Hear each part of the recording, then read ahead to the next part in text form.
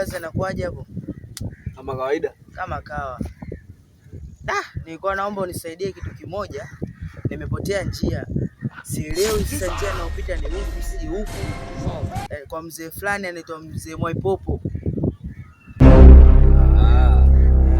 Ulikuwa unaelekea kwa mzee Mwaipopo au si? Nilikuwa naelekea kwa mzee Mwaipopo. Lakini mdogo wangu, wewe hujanikumbuka mimi?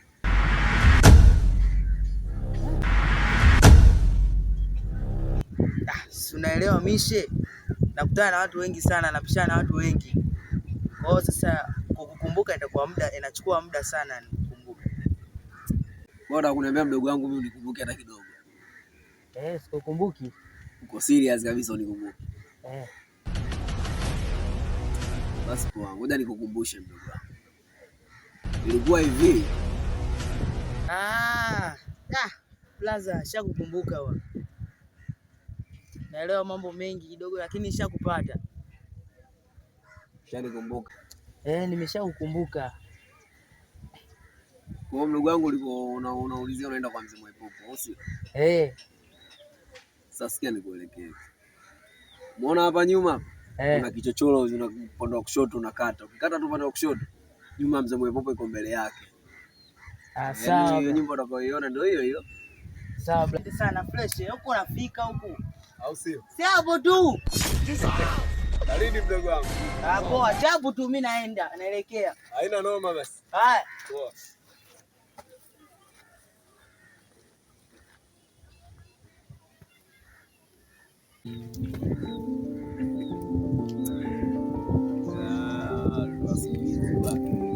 Nikanisahau kabisa, nikanisahau kupita maelezo.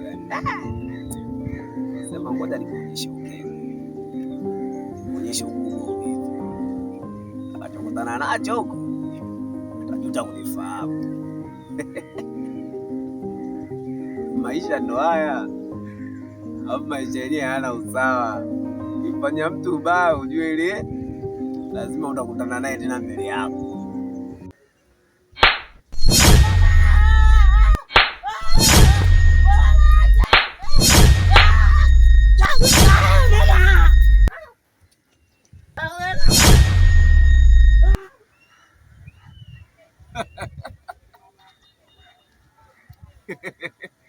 Mdogo wangu, ulikuwa unajifanya mjanja au sio?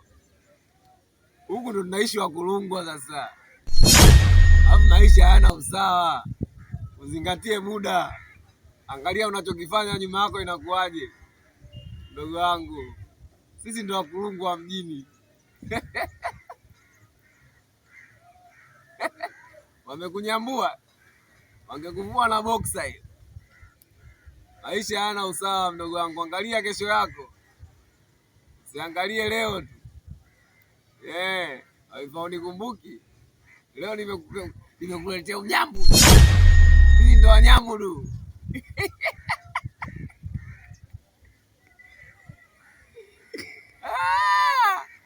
Nakubali. Nenda nyumbani kabadilishe nyingine tunaivua hiyo kipande.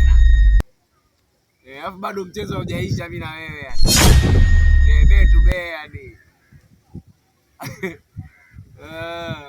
Ndio anga tumemaliza.